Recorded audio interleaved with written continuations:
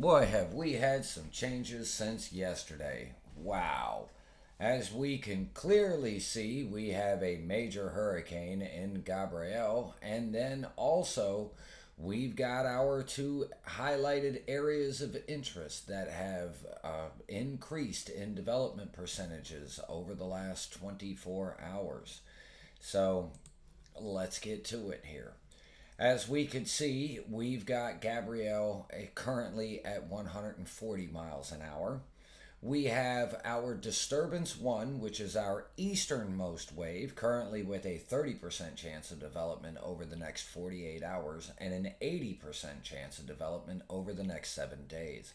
We have disturbance 2, which is our westwardmost wave, currently at a 10% chance of development over the next 48 hours and a 50% chance of development over the next 7 days. Due to their proximity to one another, things, and the fact that disturbance number 2 could have a little bit of land interaction with the more higher peaks of the islands here, there is quite a bit of uncertainty as to what may unfold with disturbance number 2 here. It is recommended that the folks here in the Bahamas keep a very close watch on this particular disturbance as we go forward. And for our friends in Bermuda, keep a close watch on disturbance number 1. And for our friends out here in the Azores, keep a close watch on Gabrielle. We went from not having much threat to land throughout the entirety of the season to welcome to September. So if we take a look here, I'm actually going to refresh that. That's just a little bit old by a couple hours. As we could see with the sun going down on Gabrielle, we'll pop it into the mesoscale. It cleared out its eye earlier today, and it is an absolutely gorgeous system, as we could see here. And we will come back a couple hours and catch sunset on it. It really is a beautiful system. You can see those really strong thunderstorms wrapping around and kind of percolating around the inner eye wall of Gabrielle. It's a very formidable and very powerful Category 4 storm.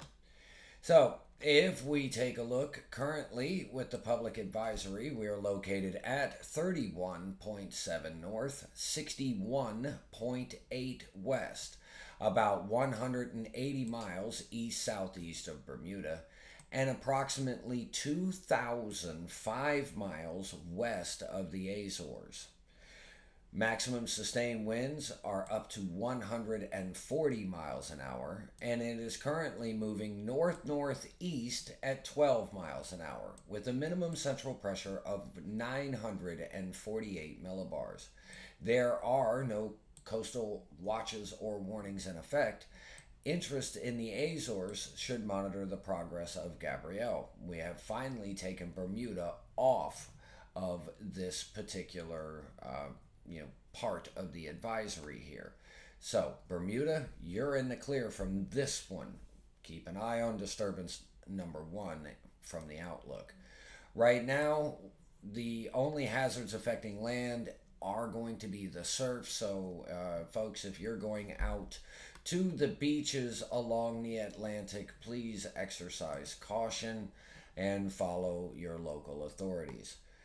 As we can see with our friends out here into the Azores, we've got a major hurricane maintaining through Wednesday morning, starting to weaken below major hurricane strength sometime on Wednesday, and still maintaining a very strong system by the time that it reaches the Azores. And as you can see here, quite a few of the islands are located within the cone of uncertainty at this time, and it could be quite impactful. As we can see with the spaghetti plots, all of them are pretty much in agreement with having it into a close proximity and or making direct impact with parts of the Azores. So folks out here, please keep a very close watch on this particular system. Right now, the earliest reasonable arrival time of winds would be sometime after sunrise on Thursday.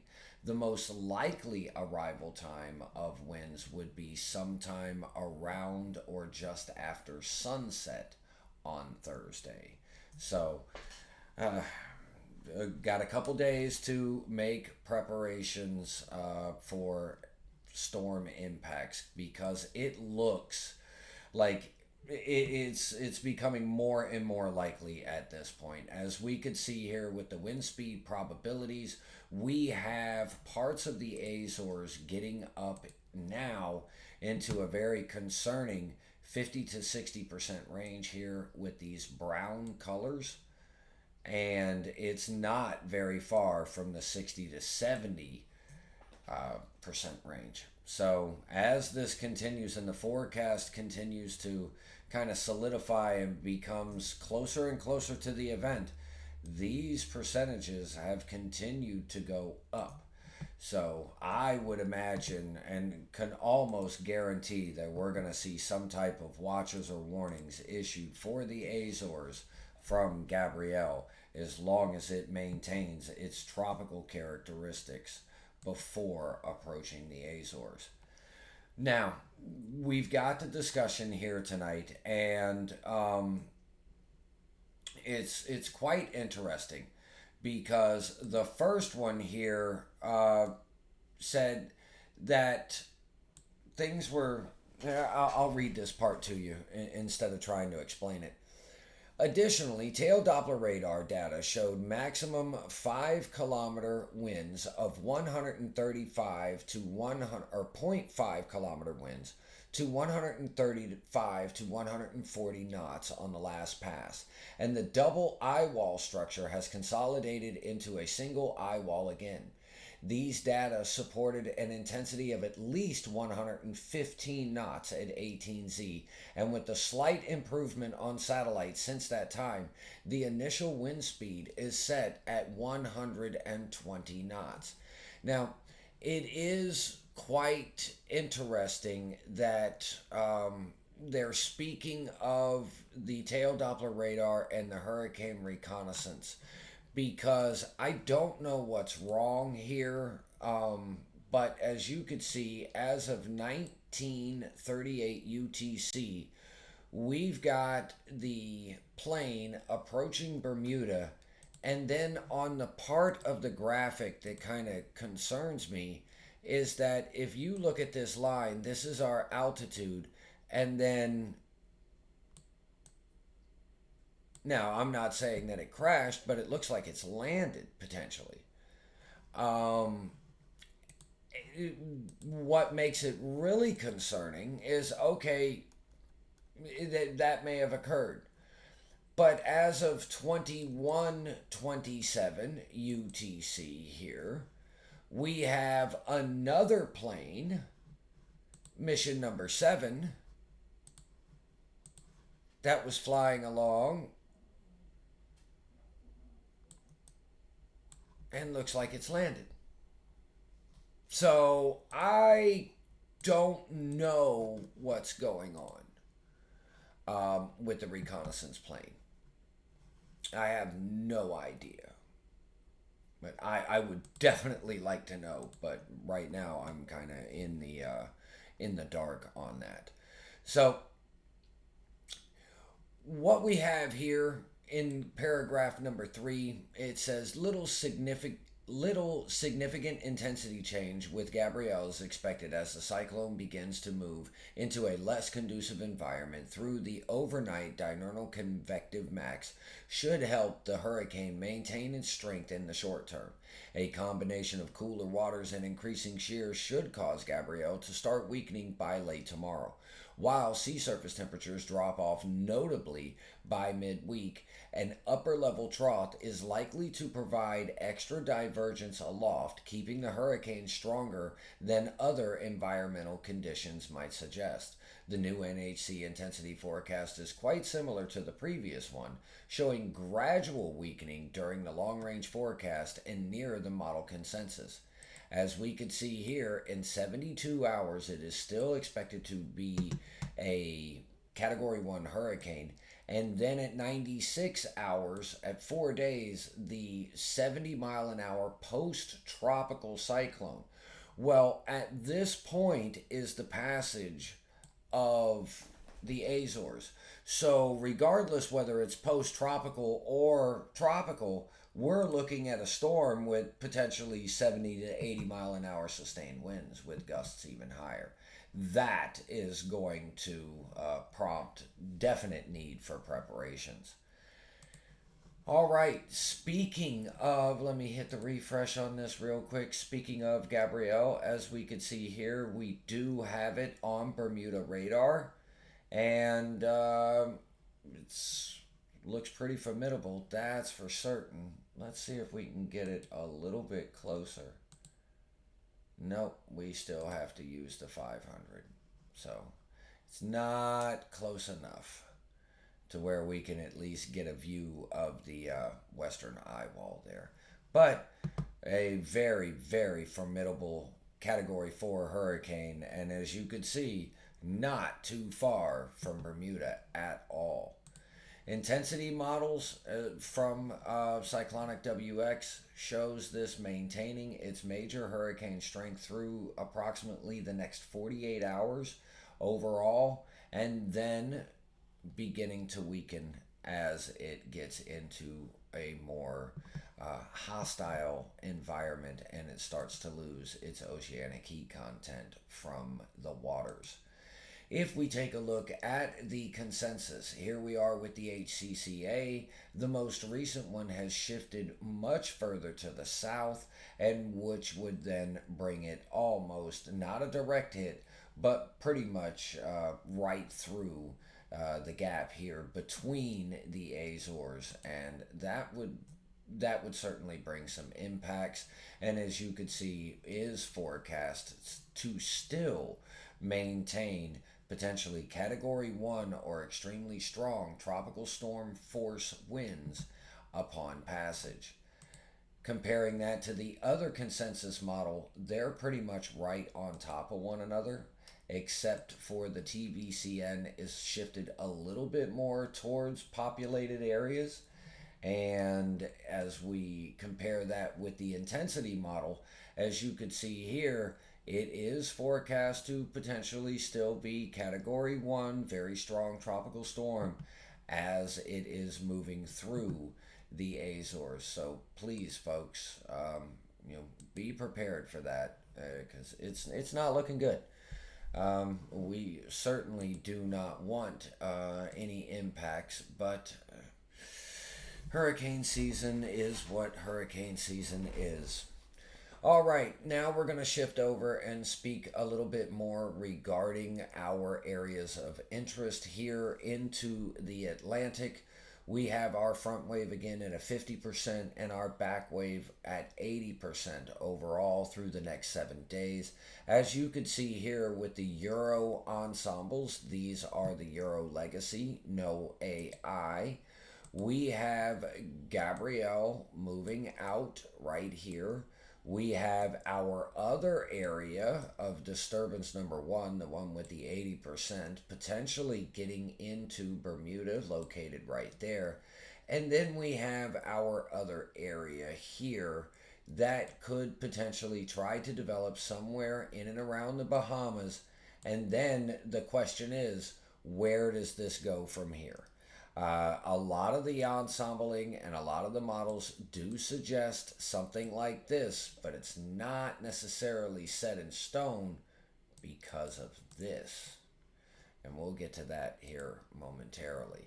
If we compare the Euro Legacy with the GEFS Legacy.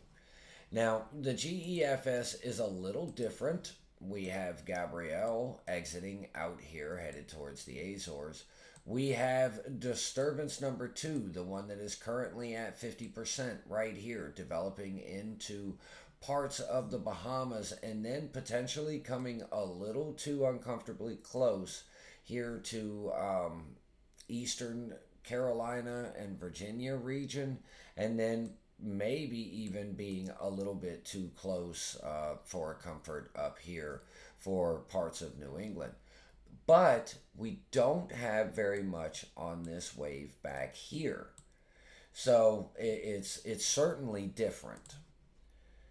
Okay, now let's compare that with the AI models. Now, what we have here is the Euro AI, and now there's been some big changes with the Euro AI today compared to what we have seen for the last week or so. If you notice, we don't have a large conglomerate of development over here into the Western Caribbean. This has now shifted up here and gotten off into parts of the southwestern Atlantic.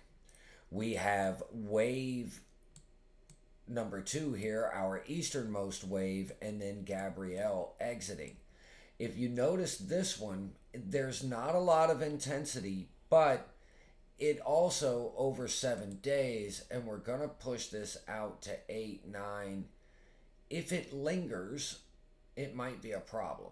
And I know that we did not show the legacy going out 10 days, so we're going to rewind. And then if it lingers, it could be a problem. And it could linger, which when you see models like that and you see things kind of slow down and potentially drift around at that point, that would lead to a high degree of uncertainty because you don't have the steering currents that would be solid, set in stone. So we're definitely going to have to keep a watch on this first wave. U.S. interest along the east coast of the U.S. until we can guarantee that it is going to turn out and to the open waters of the Atlantic. But right now, if it develops a little bit too far south, maybe a little bit too far west, what happens with this area here, what happens with this wave is a large question, because if it comes out this way, this storm is going to have to do something. Whether it gets torn apart by this, whether it gets incorporated and pushes it a little bit further, big questions. Lots and lots of questions, folks. Quite a bit of uncertainty, but we do have quite a bit of time to watch it. Not a lot, but we've still got at least a week. So as we've got now, we're going to work our way into the Google DeepMind, and as we work our way forward, you can see that the Google DeepMind is very aggressive on wave or disturbance 1, or our easternmost wave. Now, this is key because if this develops, as you can see here, it's pretty much a beeline for Bermuda at this point in time. But a lot of them, if it were to develop kind of quickly, it would theoretically follow the path of Gabrielle, potentially just a little bit further to the west. That said, you need this to develop to help keep that pinned back, because once that begins to go, here we are, we're going to go out to day 6. I'm not really worried about development over land at this point for obvious reasons. But if we get something here, as we could see, and I'm going to try to zoom in as much as possible, the Google DeepMind, because of the development of the earlier part of our first wave, it allows it to follow in that general path. But not all of them take that track. And a lot of it's going to have to depend upon our other wave. There is also an upper level low that will be over the southeastern United States that could also offer some opportunities for this to get up and out and get caught up. But it's an upper level low. It's got to be high enough to be able to feel the influence of that upper level low. So now what we're going to do is we are going to look at our Euro deterministic and GFS deterministic runs. We have the Euro on the left and the GFS on the right. We have our 850 millibar vorticity, cyclonic vorticity models here. This represents areas of spin approximately 1 mile above the ocean surface.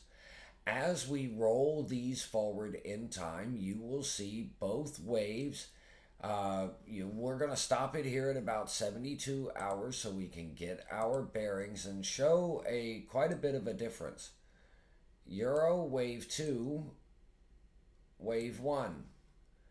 GFS wave 1, and then this mess wave 2 being strung out like this,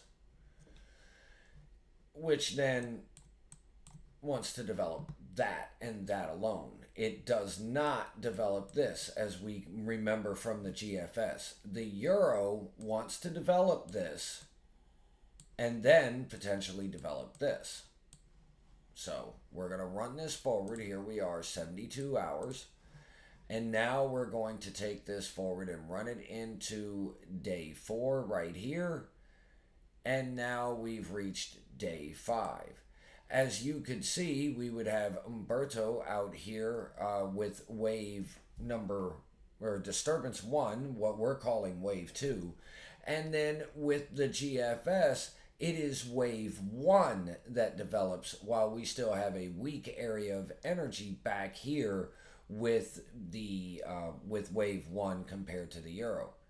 Now, as we run this forward, we will see here at day 7, both the GFS and the Euro, this is what kind of brings a little bit of concern here, get it uncomfortably close as to where the GFS has an organized system, obviously with the fact that the other wave did not get itself organized and developed, as to where we have this here and an area of energy, but it is not, it may be a low-end tropical storm at that point.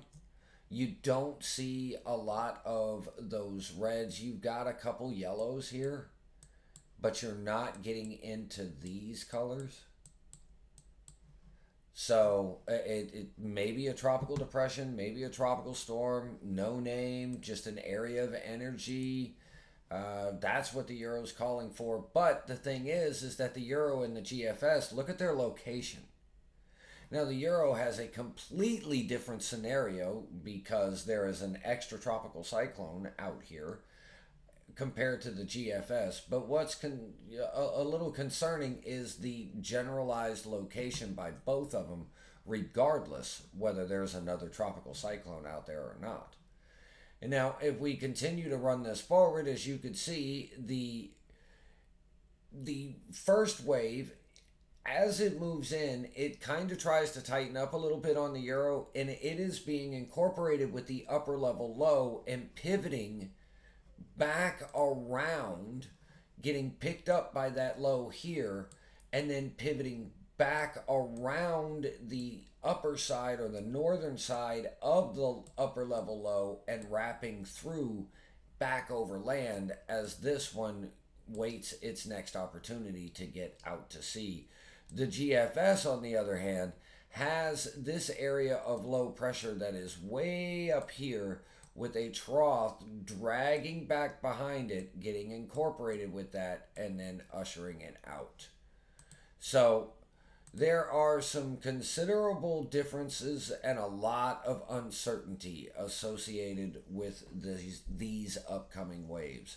Highly recommend, folks, just pay attention to the forecast. We're still in September. You should be checking the NHC at least once a day. Now we're going to move on to our humidity models. We have our 500 millibar on the top and our 700 millibar on the bottom. Euro on the left, GFS on the right. Our 500 millibar level is approximately 3.5 miles above the ocean surface. Our 700 millibar level is approximately 2 miles above the ocean surface. So our browns represent dry air, our blues and greens represent our moist air. Now we are going to be able to clearly define the waves here at 72 hours on the Euro, especially here in both of these right here. And we've got our other area here. Well, the GFS gets these two areas a little bit too close together, and that's why this back one gets strung out and it becomes and gets incorporated into the first one. And you can also see where you'd have the first wave here, the second wave here, but the energy transition and the moisture transition is being drawn over to the first one. Now, that's what's going to throw everything off right from, there's not going to be any coherence, any agreement. What we're looking for here is the amount of dry air that is going to be in and around the area. So we're going to bring this back to day 5, and what's kind of encouraging with the Euro is that we have a tongue of dry air here and a tongue of dry air here. This one is being incorporated into this, and if anything were to try to develop here, it would want to incorporate it there. If we come back and look at our 700 millibar level with the Euro, we see the same thing. Although the dry air here is not as much, it still exists some. The GFS, on the other hand, completely different. Just a massive blob of moisture. You don't really have much dry air out there at all. Huge difference between the GFS and the Euro. They have the location of some dry air, as you could see here, and a similar shape to it, but the GFS has got just an absolute ton more moisture compared to what we have with the Euro, for sure. The humidity values are much, much higher. So it's, again, another level of uncertainty here within the models.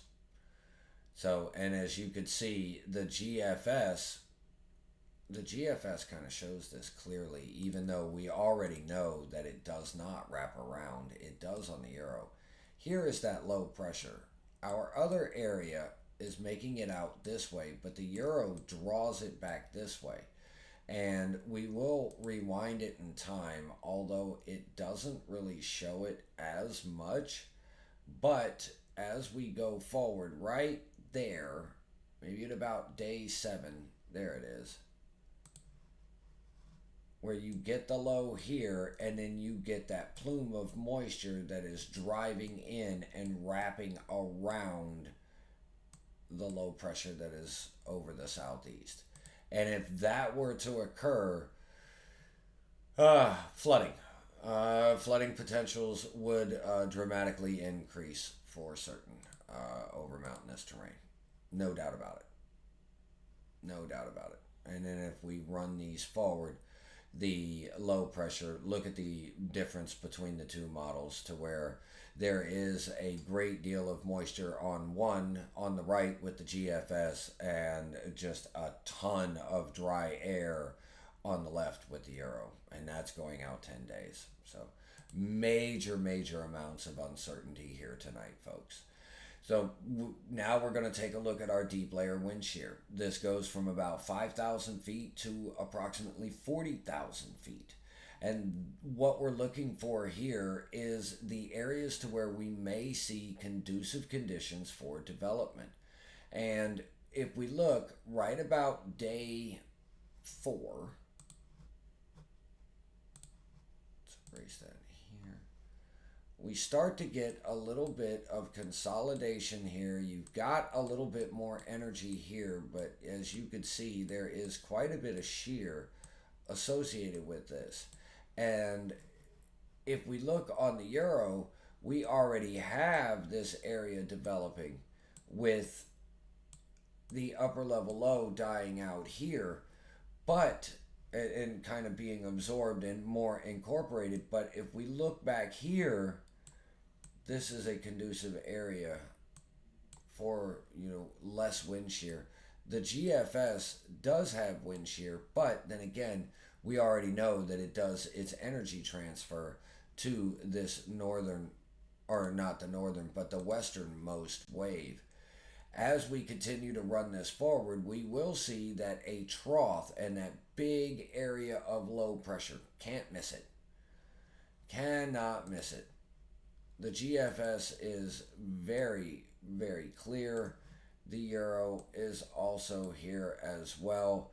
And then we've got wave one right there with the euro. And then we have Umberto. And then you've got that other area, which is wave one with the GFS, riding this high pressure. You can see it both right here. The high coming in like this, kind of trapping this, waiting on this to usher and give it the lane and opportunity to get out. So, again, it's what I'm hopefully able to hammer home here tonight is that the models are not in agreement, not even remotely close. You've got the potential for interaction between the two waves. You've got land interaction with wave one. You've got earlier development helping to keep the high pressure pin back. There's all types of variables associated with this.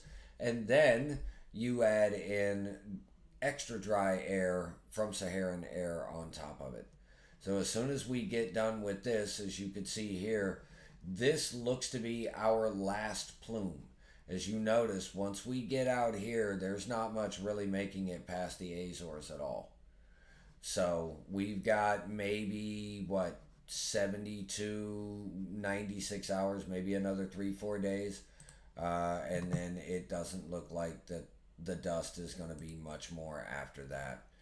Taking a quick look at our ensembles for our MJO and our operational runs, as you could see, some of the GFS and GEFS, their deterministic runs maybe get it back over onto the other side of the planet.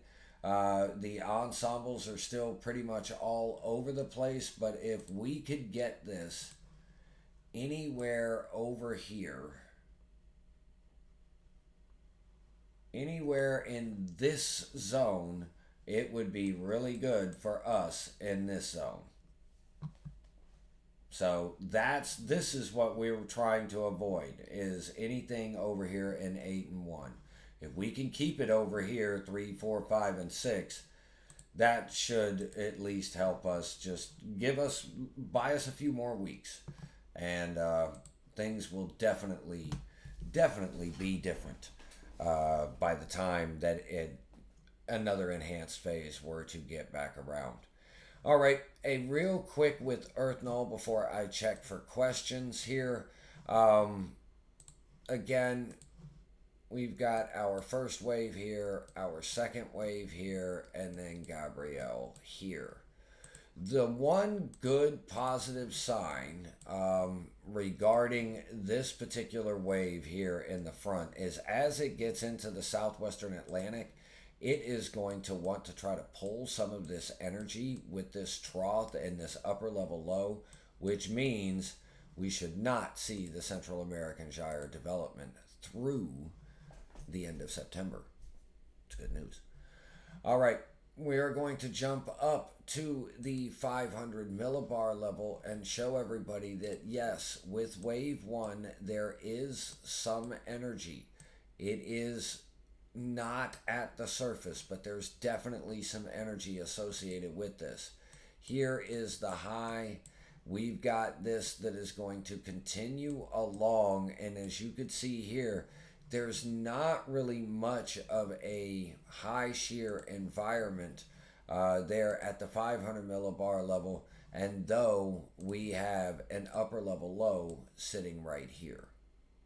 So as this moves in, what all happens? What all occurs?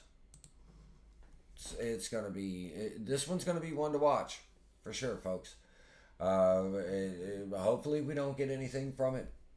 Hopefully there's nothing that actually develops, but it's September and we need to take it seriously. We still got quite a ways to go. And as you can see here, that is an incorrect line. We will get a little bit more down towards this area here, getting into this range. So we still got a little bit to go, and we're still going to be decreasing slowly. Today is the first day of fall. So we are at equinox today. We will start receiving less and less sunlight as we go forward. More sunlight to the southern hemisphere, less energy to the northern hemisphere. But it does it very slowly. We need to get some of these frontal boundaries coming in and potentially moving in over the Gulf. That would help greatly.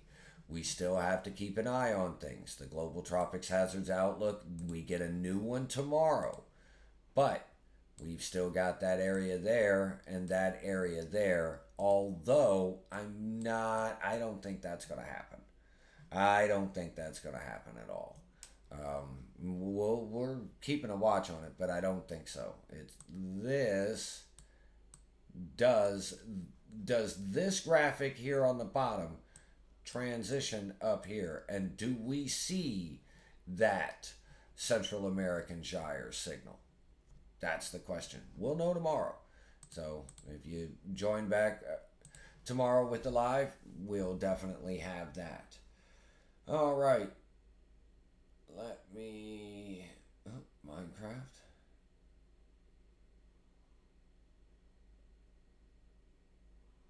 Yes, Miss Martha, I do know, and I am definitely keeping a very, very close watch on it for everybody there, North Carolina, South Carolina.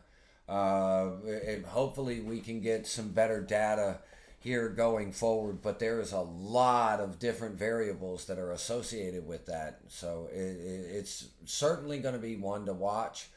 But as of right now, just monitor, don't worry. Okay, jumping out to the Eastern Pacific here. Hi, Lisa. I just checked YouTube, so I want to make sure I say hi. Jumping out to the Eastern Pacific, we've got a tropical storm. This is Narda. Nothing on the outlook, but as we can see here, this one's getting its act together. It's located at 16.2 north, 103.9 west, about 195 miles south of Manzanillo, Mexico. Maximum sustained wind 60 miles an hour, currently moving west-northwest at 13 miles an hour with a minimum central pressure of 997 millibars. There are no coastal watches or warnings in effect, although for our hazards affecting land, we could see 1 to 2 inches of rainfall with local higher amounts of up to 4 inches there in areas of higher terrain. So please watch out for flash flooding and potential landslides. Taking a look at the forecast track, it is forecast to become a hurricane. I wouldn't be surprised if this one makes major. And then out here into no man's land of the Eastern Pacific that will eventually, it's going to pull north of 20. And when it does, bye-bye. Taking a look at the forecaster's discussion, we're not going to read into all of this, but what we are going to do is take a look here. It is supposed to reach maximum intensity in about 60 to 72 hours, being around 110 miles an hour, and then slowly succumbing to the conditions of the stable air, dry air, and cooler sea surface temperatures getting into that region, with most likely an increase in shear as well. So, all in all, just one to watch, but being 110, that might go. All it's going to need is one more tick up, and you've got a major hurricane. If we take a look at the ensembles over the next 7 days, we've got it coming out here, pulling up north of 20, and poof.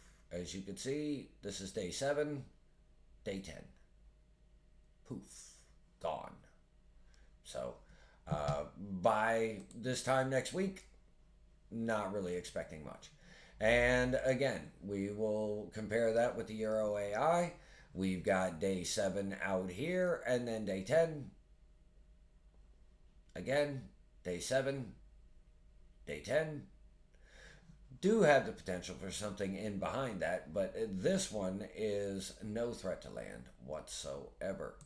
If we take a look at the GEFS, again, this is going out 7 days. We'll push it to 10.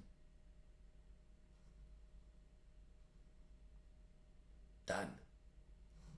Weakens, gets caught up on the flow of the high pressure, and off to the west it goes as an open and naked swirl. All right, now we're going to jump back out to the Western Pacific, because Ragasa, or Nando as known in the Philippines, did make landfall there into the northern islands off the coast of Luzon there early this morning for us, yesterday for them. Well, would have been yesterday afternoon for them now.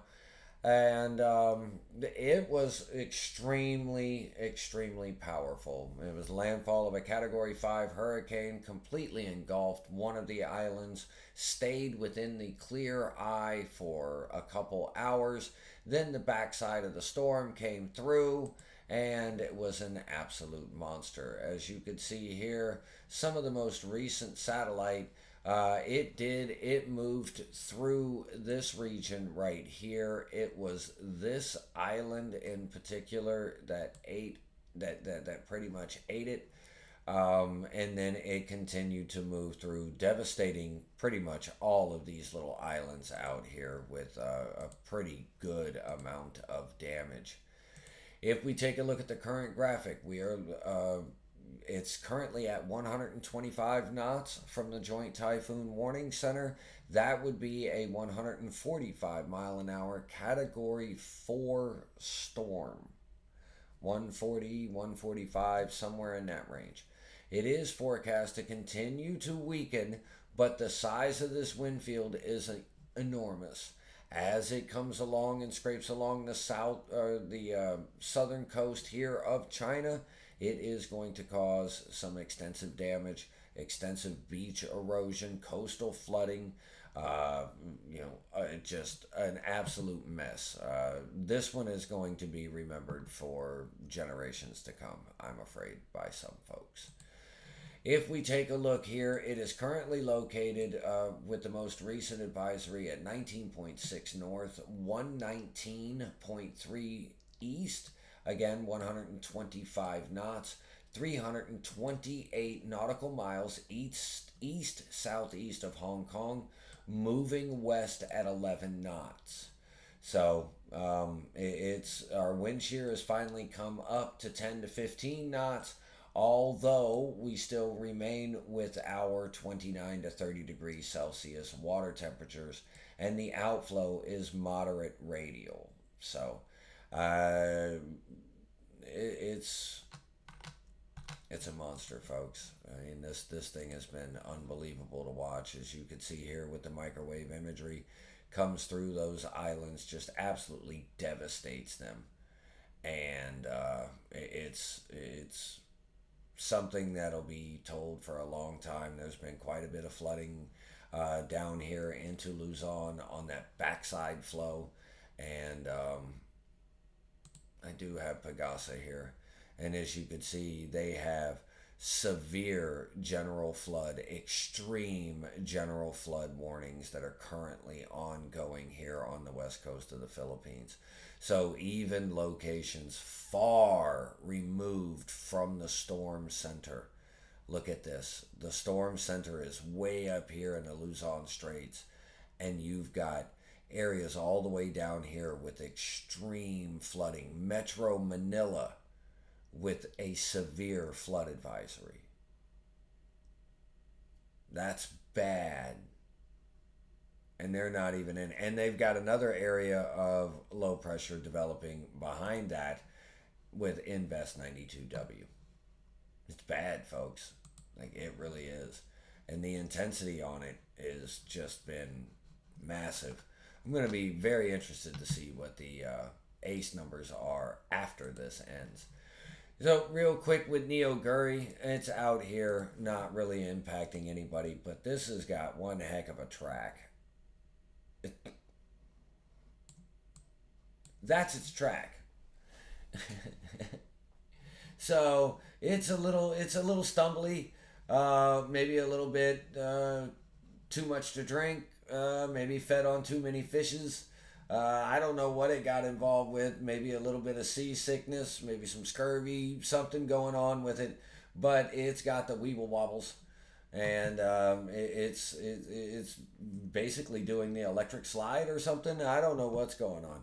But as you can see here, with its certain atmospheric conditions that it is facing, there is quite a bit of left to right with this track as it finally gets caught up and pulled out into much cooler waters and will end up dissipating at that point in time. All right.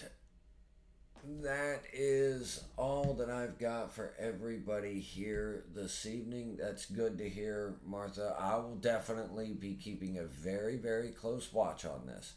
As you can see here, we've got our upper level low. You could see the area of spin Gabrielle heading that direction, and it is this area of shower and thunderstorm and that area of showers and thunderstorms that we're going to be keeping a watch on. And that's the area to watch. So we'll be here every single night, and hopefully we get a little bit more corroboration between the models, and maybe they start to agree with one another a little bit more than what they are right now. There's quite a bit of uncertainty with this, but it is good to see. One thing that has occurred is that most of the modeling has shifted, the AI modeling at least, has shifted up from the Western Caribbean into the Southwestern Atlantic, which that, for the most part, keeps the Gulf of Mexico out of play. So that is a very, very positive sign. So we that's rocket fuel. We don't want to play that game right now. As a matter of fact, we don't want to play that game at all this year. We just like that to just, all right, you do what you do, a few cold fronts, mix the water around, slosh it around. We don't want to see anything in the Gulf this year. So, all right, everybody, you're very welcome, Miss Betty. We will see y'all tomorrow night. We will be back here at 6 p.m. Eastern, 5 p.m. Central here on Facebook and YouTube. So until then, have a wonderful evening, everybody.